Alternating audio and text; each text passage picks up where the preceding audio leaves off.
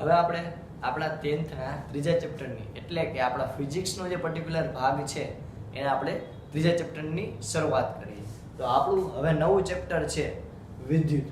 તો તમે આન પહેલા ચેપ્ટર નંબર 10 અને ચેપ્ટર નંબર 11 છે એમાં તમે પ્રકાશના ગુણધર્મો વિશે ડિટેલમાં ચર્ચા કરી અને પ્રકાશના ઘણા બધા ઉપયોગ વિશે તમે ભણી ચૂક્યા કે જેમાં આપણે પ્રકાશનું પરાવર્તન, વક્રીભવન, વિભાજન, પ્રિઝમ દ્વારા પ્રકાશનું વિભાજન થાય તે, માનવ આંખ, તમે અલગ અલગ વાતાવરણની વક્રીભવન ને એવું બધું તમે જોઈ ગયા. હવે આપણે આ જે પોર્શન છે એ પોર્શન આખું વિદ્યુત ઉપર ડિપેન્ડન્ટ છે એટલે કે ઇલેક્ટ્રિસિટી ઉપર ડિપેન્ડન્ટ છે. એટલે હવે આપણે ઓપ્ટિક્સના જે પાઠ હતા એ આપણે પૂર્ણ કરી ચૂક્યા.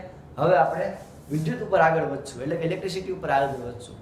તો ઇલેક્ટ્રિસિટીમાં તમે નામ જુઓ ઇલેક્ટ્રિસિટી તો હકીકતમાં નામ ઉપરથી તમને ખબર પડી જાય કે આમાં કંઈક ઇલેક્ટ્રોન ભાગ ભજવતો હોય છે. તો આ કેવી રીતે પ્રક્રિયા થાય છે એ આપણે ડિટેલમાં ચર્ચા કરીએ કારણ કે આપણે પાયેથી સમજવું પડશે કે વિદ્યુત શું કામ ઉદ્ભવે છે અને એના કયા કયા રીઝન છે કે એને આપણે ટ્રાન્સમિટ કરી શકીએ છીએ. ઓકે, તો સૌથી પહેલા આપણા ચેપ્ટરનો ક્વેશ્ચન ટૂંકનો લખો વિદ્યુત ભાર. ઓકે, આની પહેલા હું એક કહું કે આ જે ચેપ્ટર છે આ ચેપ્ટરમાંથી 3 માર્કનો દાખલો એ ખૂબ જ આઈએમપી પૂછાઈ શકે એમ છે. આ સિવાય 2 માર્કનો પ્રશ્ન પણ આમાંથી પૂછાય છે અને 1 માર્કના પ્રશ્ન માટે પણ આમાંથી આઈએમપી આવી શકે છે. બીજું તો કે આ જે વિદ્યુત જે ચેપ્ટર છે એ આપણને શું કામ આપ્યું છે તો કે આપણી આસપાસ જેટલી પણ લાઇટ છે, આપણે જેને સાવ ગુજરાતી ભાષામાં કહીએ લાઇટ પણ હકીકતમાં એને કહેવાય વિદ્યુત પ્રવાહ, ઇલેક્ટ્રિસિટી. તો વિદ્યુત પ્રવાહ ક્યાંય વહેતો હોય ઇલેક્ટ્રિક કરંટ તો એ શું કામ વહે છે, એ કેટલો ખતરનાક હોઈ શકે છે, આપણે વિદ્યુત પ્રવાહ ક્યારેક વધી જાય તેના પ્રોટેક્શન માટે આપણે શું શું પગલાં ભરી શકીએ છીએ એ બધી ચર્ચા આપણે આ પાઠમાં કરશું. એટલે આ પાઠ ઉપરથી તમને એવું ખબર પડશે કે માની લો કે તમારી પાસે કોઈ ડિવાઇસ છે, કોઈ પંખો છે, કોઈ ટ્યુબલાઇટ છે, કોઈ એવી વસ્તુ છે એમાંથી વિદ્યુત પ્રવાહ પસાર થાય છે તો એ વિદ્યુત પ્રવાહને તમે એનાલિસિસ કરી શકો. અડીને નથી કરવાનો નતર આપણા વાળા ઉચડ ઊંચા થઈ જશે. પણ તમારે એ જે વિદ્યુત પ્રવાહ જાય છે તો તમને ક્લિયર થશે કે વિદ્યુત પ્રવાહ કેટલા એમ્પિયરનો ગયો. તમે ચાર્જર છે તો ચાર્જરમાં પણ તમે જોતા હશો કે આટલા વોલ્ટ અને આટલા એમ્પિયર. તો બધું શું છે એ આપણે આ ચેપ્ટરની અંદર ભણીશું. તો ચાલો હવે આપણે આપણા ચેપ્ટરની શરૂઆત કરીએ. આપણા ચેપ્ટરનો સૌથી પહેલો ક્વેશ્ચન છે ટૂંકનો લખો વિદ્યુત ભાર. ઓકે, કોને કહેવાય વિદ્યુત ભાર તો કે આપણે સમજીએ. જો સૌથી પહેલી લાઈન છે વિદ્યુત ભાર એ દ્રવ્યમાનની માફક મૂળભૂત અને આંતરિક ગુણધર્મ છે.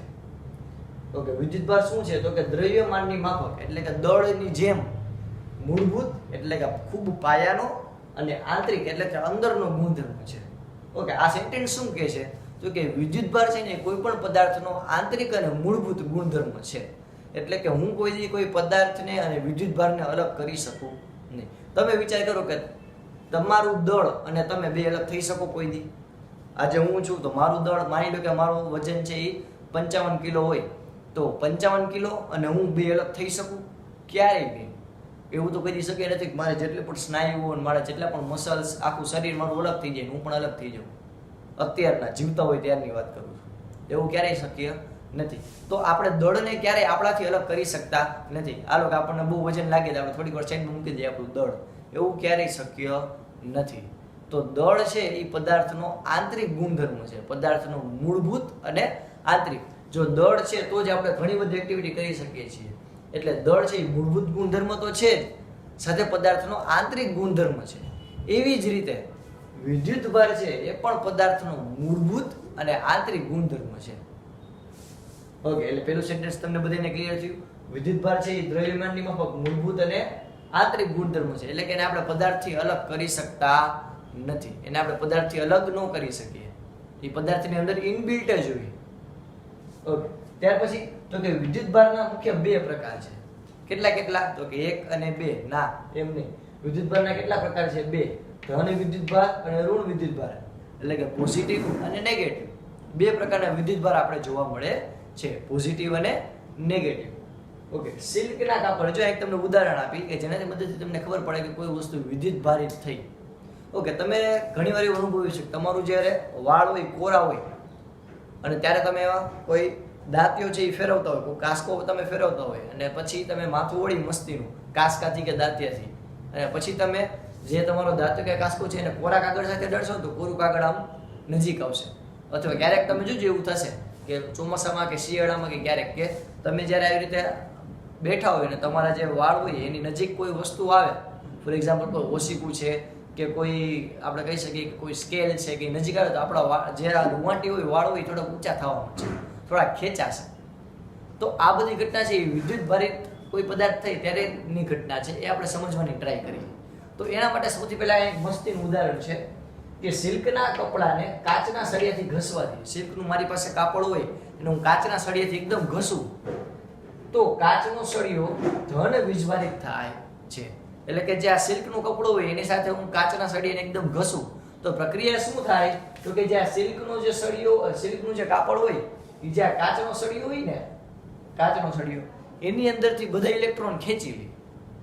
ઓકે, તમે જો પહેલા એ સમજાવો, કોઈ પણ પદાર્થ તટસ્થ હોય તો તટસ્થ ક્યારે હોય? તટસ્થ એટલે કે બહુ શૂન્ય ક્યારે હોય? તો કે એમાં જેટલા પોઝિટિવ હોય એટલા જ નેગેટિવ હોય. માની લો કે હું અત્યારના સ્થિર છું તો શું કામ છું? તો કે જેટલું ઉપરથી બળ લાગે છે એટલું જ નીચેથી બળ લાગે છે, જેટલું આગળથી બળ લાગે છે એટલું જ પાછળથી બળ લાગે છે. તો બધી બાજુથી મારું બળ સંતુલિત હોય તો હું કેવો હોઈશ? સ્થિર. એવી જ રીતે જ્યારે કોઈ પણ પદાર્થ હોય એને જેટલા પોઝિટિવ નોર્મલ અવસ્થાની અંદર જેટલા પોઝિટિવ આયન હોય એટલા જ કેટલા હોય? Negative ion. જેટલા પોઝિટિવ એટલા જ નેગેટિવ. પણ તમે જ્યારે એને કોઈ સાથે ઘસો, કોઈ પ્રક્રિયા કરો તો એમાંથી અમુક ઇલેક્ટ્રોનની આદાન પ્રદાન થાય.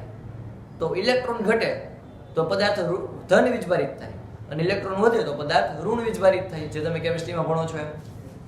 તો અહીંયા જો આ માની લો કે એક સિલ્કનું આખું કાપડ છે, એમાં કાચનો સળિયો છે. તો શરૂઆતમાં તો આમાં જેટલા પોઝિટિવ નેગેટિવ હશે, આમાં 3 પોઝિટિવ ને 3 નેગેટિવ આપણે અત્યારે રાખ્યા. હવે તો કે તમે જ્યારે જે સિલ્કનું કાપડ છે એની અંદર સળિયાને ઘસશો એટલે થશે શું? તો કે ઘસવાથી ઇલેક્ટ્રોન છે એ સિલ્કના કાપડની અંદર વહી જશે. તો 3 ઇલેક્ટ્રોન ક્યાં વહી ગયા? સિલ્કના કાપડમાં. તો હવે આમાં કોણ વધ્યું? ખાલી પોઝિટિવ વસ્તુ જોઈ હતી, ખાલી પોઝિટિવ આયન જોઈ દો. તો એનો મતલબ શું થયો? કે જે કાચનો જે સળિયો હતો એ કેવો થયો? ધન વીજભારિત થયો. આઈ રિપીટ, શું કર્યું આપણે? તો કે જો એક સિલ્કનું કાપડ હોય, આ સિલ્કના કાપડની સાથે હું એક કાચનો સળિયો ઘસવાની ટ્રાય કરું, કાચનો જે સળિયો છે એને સિલ્કના કાપડ સાથે ઘસવાની ટ્રાય કરું. તો જો પહેલી અવસ્થામાં એટલે કે નોર્મલ અવસ્થા છે ત્યારે જેટલા પોઝિટિવ આયન છે એટલા જ નેગેટિવ આયન છે. પણ તમે જ્યારે સિલ્કના કપડા સાથે કાચના સળિયાને ઘસો તો ઇલેક્ટ્રોનની આપલે એટલે કે આના જે ઇલેક્ટ્રોનને ઘસવાથી અહીંયા નીચે વહી જાય સિલ્કમાં. આમાં કાચના સળિયામાંથી ઇલેક્ટ્રોન વહી ગયા તો કોણ વધ્યું? ખાલી ધન વીજભાર વધ્યું. એટલે આપણે એમ કહી શકીએ કે કાચના સળિયાને સિલ્કના કપડા સાથે ઘસવાથી કાચનો સળિયો ધન વીજભારિત થાય છે. ઓકે, આ સિવાય આપણે બીજું ઉદાહરણ પણ આપણી સમક્ષ જોઈએ. બીજું ઉદાહરણ છે કે ઊનના કપડા સાથે પ્લાસ્ટિકનો સળિયો ઘસવાથી સળિયો છે એ કેવો? ઋણ વીજભારિત થશે. એટલે કે મારી પાસે એક ઊનનું કાપડ છે, આ ઊનનું કાપડ, આ ઊનના કાપડ સાથે હું પ્લાસ્ટિકનો સળિયો ઘસું છું. આ પ્લાસ્ટિકનો સળિયો છે, ઊનના કપડા સાથે પ્લાસ્ટિકનો સળિયો ઘસું છું તો થશે શું? તો કે અહીંયા પહેલા તો પોઝિટિવ નેગેટિવ ઇલેક્ટ્રોન હશે કાચના સળિયામાં.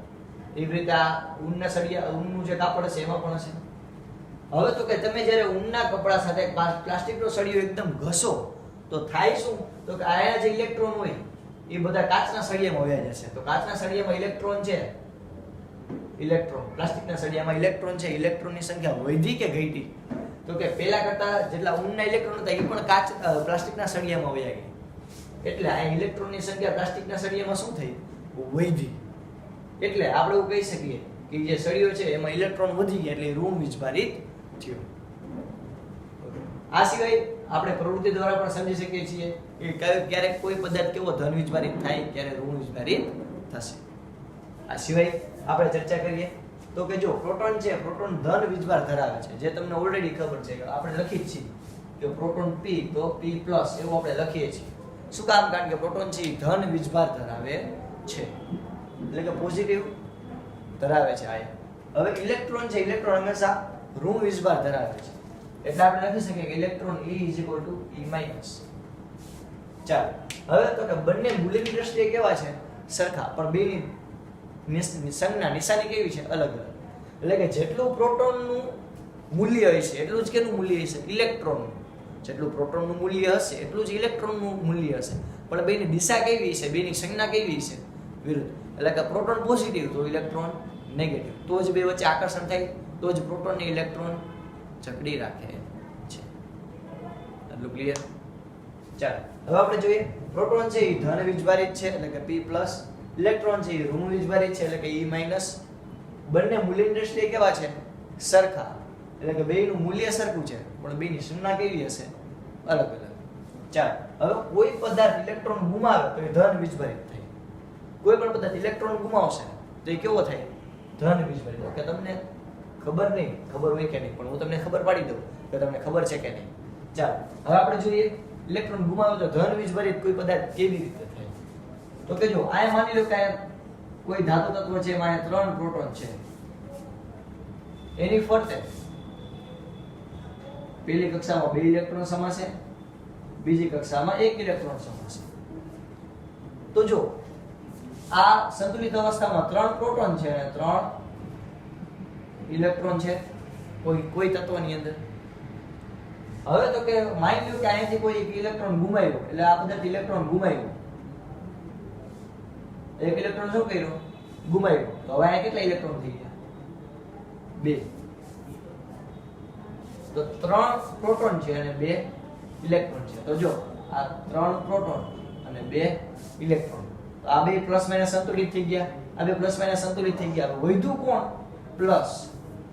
તેનો મતલબ શું થયો? તો કે હવે આ જે સંજ્ઞા બની એની અંદર આ પોઝિટિવ આયનનું વર્ચસ્વ વધી ગયું, એટલે કે ખાલી એક આયન વધ્યો. એટલે આપણે લખીએ છીએ કે જ્યારે કોઈ પણ પદાર્થ ઇલેક્ટ્રોન ગુમાવે તો એ કેવો થાય? ધન વીજભારિત થાય છે. ઓકે, આના કરતા આપણે ઊંધી પ્રોસેસ કરીએ કે મારી પાસે કોઈ એક પદાર્થ છે,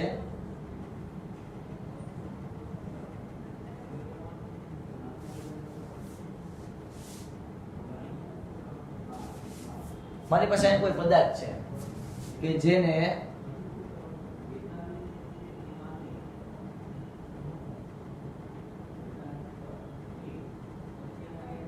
નવ પ્રોટોન છે અને 9 ઇલેક્ટ્રોન છે. તો સંતુલિત અવસ્થા હશે શરૂઆતમાં 9 પ્રોટોન છે અને 9 ઇલેક્ટ્રોન છે. સિમ્પલ. હવે જ્યારે કોઈ પદાર્થ ઇલેક્ટ્રોન મેળવે એટલે કે આને જો આ એક ખાંચો બુરાતો હતો, એટલે કે અહીંયા એક જગ્યા ઘટતી, એક જગ્યા વધતી, તો શું કર્યું? તો કે બહારથી એને એક્સપોર્ટ કર્યો, એટલે કે બહારથી ઇલેક્ટ્રોન બોલાવ્યો, એને ઇલેક્ટ્રોન મેળવ્યો, ઇલેક્ટ્રોન મેળવેલો ઇલેક્ટ્રોન અહીંયા ભરાશે. તો હવે ઇલેક્ટ્રોન કેટલા થઈ ગયા? 10 થઈ ગયા. 10 ઇલેક્ટ્રોન થઈ ગયા. તો 9 પ્રોટોન ને 9 ઇલેક્ટ્રોન છે એ સંતુલિત નાખશે. છેલ્લે વધ્યો કોણ? એક નેગેટિવ આયન. એનો મતલબ શું થયો? તો કે ઇલેક્ટ્રોન જે કોઈ પણ પદાર્થ મેળવે એ કેવો હશે? ઋણ વીજભારિત હશે. આઈ રિપીટ, જ્યારે કોઈ પદાર્થ ઇલેક્ટ્રોન ગુમાવે તો એ ધન વીજભારિત એટલે કે પોઝિટિવ થાય. કોઈ ગુમાવે તો એ પોઝિટિવ થાય. કોઈ પદાર્થ ઇલેક્ટ્રોનનું દાન કરે, ઇલેક્ટ્રોન ગુમાવે તો એ પોઝિટિવ થાય, અને કોઈ ઇલેક્ટ્રોન મેળવે તો એ કેવો થાય? નેગેટિવ. તમે વિચાર કરો કે કોઈ વ્યક્તિ હોય એ સમાજની અંદર દાન કરશે તો એની ઇમેજ છે એ સારી બનશે, એટલે કે એ પોઝિટિવ થશે. અને કોઈ જે છે એ નકરી ભીખ જ મેગા કરે છે છતાં પણ ભીખ જ મેગા કરે છે, રોદડામાં રહી રાખે છે, તો એની સમાજમાં ઇમેજ કેવી થશે? નેગેટિવ.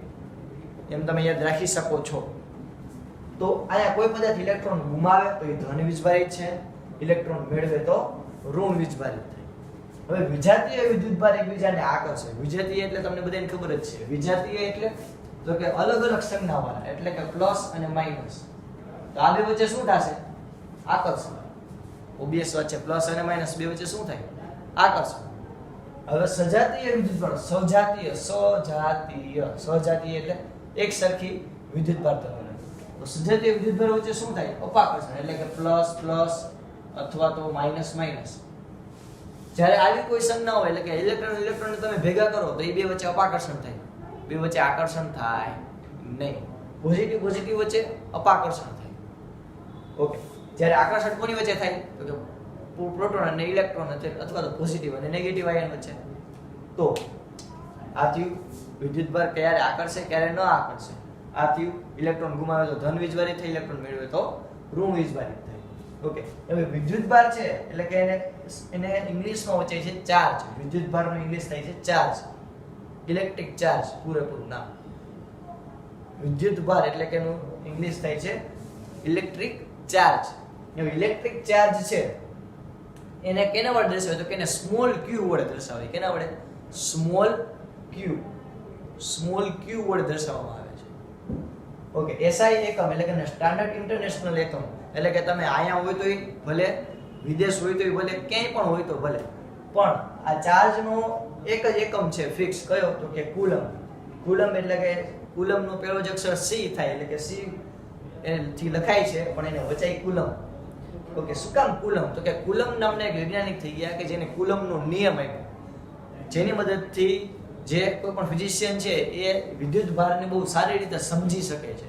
અને ઘણી બધી એવી ઘટનાઓ હતી કે જેને સોલ્વ કરવા માટે કુલમ જે છે, કુલમ નામના વૈજ્ઞાનિક, એમનો બહુ સારો એવો ફાળો હતો. એટલે કે વિદ્યુત ભાર ઉપર ઘણું બધું રિસર્ચ કર્યું હતું. એટલે એના માનમાં આપણે જે ચાર્જ એટલે કે ઇલેક્ટ્રિક ચાર્જ છે એનો એસઆઈ એટલે કે ઇન્ટરનેશનલ એકમ, સ્ટાન્ડર્ડ ઇન્ટરનેશનલ એકમ કુલમ સી રાખીએ છીએ. આ સિવાય તો કે ઇલેક્ટ્રોનનો વિદ્યુત ભાર કેટલો છે? તો કે 1.6 ગુણ્યા 10 ની -19 ઘાત. ખાસ યાદ રાખજો, આ ખાસ તમારા મગજમાં છપાઈ જવું જોઈએ. શું? તો કે ઇલેક્ટ્રોનનો વીજભારનું મૂલ્ય, એટલે ઇલેક્ટ્રોન કેટલો વિદ્યુત ભાર, કેટલો ચાર્જ ધરાવે છે? તો કે ઇલેક્ટ્રોન છે 1.6 ગુણ્યા 10 ની -19 ઘાત કુલમ જેટલો વિદ્યુત ભાર ધરાવે છે. ઓકે, જેટલો ઇલેક્ટ્રોન વિદ્યુત ભાર ધરાવે છે એટલો જ પ્રોટોન ધરાવતો હોય છે, કારણ કે આપણે અહીં કીધું છે કે બંને મૂલ્યની દ્રષ્ટિએ કેવા છે? સરખા. તો અહીંયા જેટલો ઇલેક્ટ્રોન છે એ વિદ્યુત ભાર ધરાવતો હોય છે એટલો જ પ્રોટોન ધરાવતો છે. તો આનો વિદ્યુત ભાર છે 1.6 ગુણ્યા 10 ની -19 ઘાત. બેઠે બેઠો આ પ્રોટોનનો પણ હશે 1.6 ગુણ્યા 10 ની -19 ઘાત. પણ ફેર ક્યાં છે? તો કે બેયની દિશા કેવી છે?